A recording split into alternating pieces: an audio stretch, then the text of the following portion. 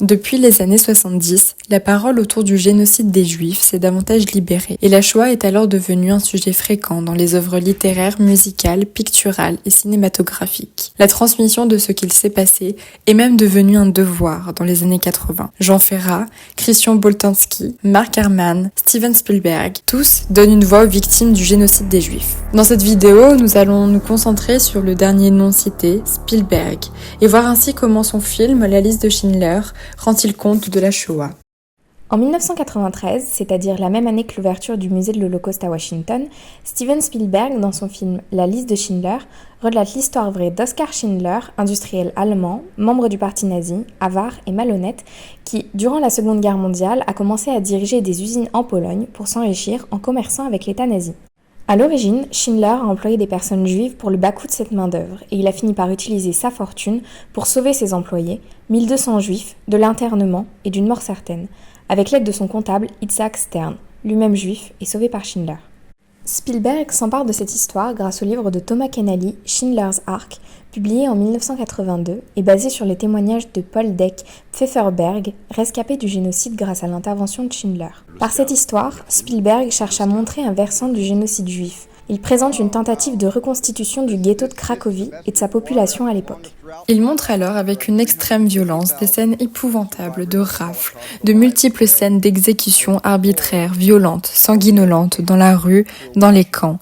Un danger omniprésent pour ces hommes, ces femmes, ces enfants. Le but n'est pas de montrer la violence pour la violence, mais de provoquer un choc, une prise de conscience de l'horreur et de l'inhumanité de ces actes, mais aussi la folie des hommes aveuglés par l'idéologie nazie. Notamment avec la personne d'Amon Goef, un chef de camp nazi, sadique, cruel, excessif dont tout Spielberg en montre un maximum. Il montre aussi les camps de travail, de mise à mort, les convois, le tri des affaires des Juifs sur le point de mourir, l'accélération du processus de la solution à la question juive. Le film est en noir et blanc pour traduire l'atmosphère austère, sérieuse, difficile de terreur et de haine de l'autre, palpable à l'époque. Et pour rendre au mieux ce climat, le film a été tourné à Cracovie pour raconter les faits à l'endroit même où ils ont été vécus. À noter que Spielberg avait pour but de mêler le reportage à la fiction. Et lorsque cela n'était pas possible, comme pour Auschwitz, le tournage se déroulait dans une reconstitution à l'identique des lieux. Cependant, beaucoup de critiques surviennent à cause du prisme du sujet. Ce film montre le rachat de juifs par un nazi qui historiquement voyait clairement ces personnes comme une propriété, comme ces juifs, et parallèlement des personnes juives représentées comme redevables et adulatrices de Schindler. Claude Lanzmann, réalisateur du documentaire Shoah de 1985, s'en indigne. Comment Steven Spielberg peut-il dire ce qu'a été l'Holocauste en racontant l'histoire d'un Allemand qui a sauvé 1300 juifs, puisque la majorité écrasante des juifs n'a pas été sauvée ? Mais les commentaires négatifs fusent aussi à cause de la dramatisation que crée la fiction. La Shoah est un drame, la dramatiser est inutile et ridiculise cette tragédie. Selon certains, la population de Cracovie est plus hostile aux Juifs dans le film que dans la réalité historique. On peut citer par exemple la scène où une petite fille crie « Adieu les Juifs » dans la rue face au passage de Juifs expulsés de chez eux vers le ghetto. L'aspect fictionnel est lui aussi mis en porte-à-faux. Il soulève plusieurs questions sur le respect dû à la tragédie de la Shoah. Spielberg a-t-il le droit d'utiliser la chambre à gaz comme un ressort de suspense lorsqu'il filme les femmes censées être sauvées par Schindler qui se retrouvent à Auschwitz après une mauvaise aiguillage, ne sachant si une douche ou une douche spéciale les attend, alors qu'à Auschwitz, 1 million de personnes ont péri dans ces chambres. De transformer le génocide en un film bankable.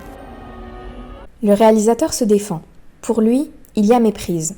Le but n'était pas de raconter l'histoire de la Shoah, mais de transmettre sa mémoire. L'histoire de Schindler permet d'accéder à un aspect de l'Holocauste, pas toute son histoire. C'est impossible, personne ne peut décrire globalement l'Holocauste. Il est important de préciser ici que le terme d'Holocauste signifie sacrifice par le feu en hébreu. Ce terme est utilisé aux États-Unis pour désigner la solution finale à la question juive, mais son emploi en France est largement délaissé en faveur du terme Shoah, signifiant la catastrophe en hébreu. Spielberg précise aussi qu'il ne voit pas Schindler comme un héros et ne cherche pas à le montrer comme tel. Il n'y a pas de héros dans la liste de Schindler, chacun est une victime de l'idéologie nazie. Spielberg voulait faire de son film un moyen de transmettre une mémoire trop longtemps tue, le transformer en un instrument pédagogique en rendant non pas l'histoire de la Shoah, car il ne le pourrait pas, mais bien une mémoire de la Shoah, et ce au plus grand nombre. Il peut également être pertinent de préciser que Spielberg n'a pas été payé pour son film. Il a refusé de toucher tout argent.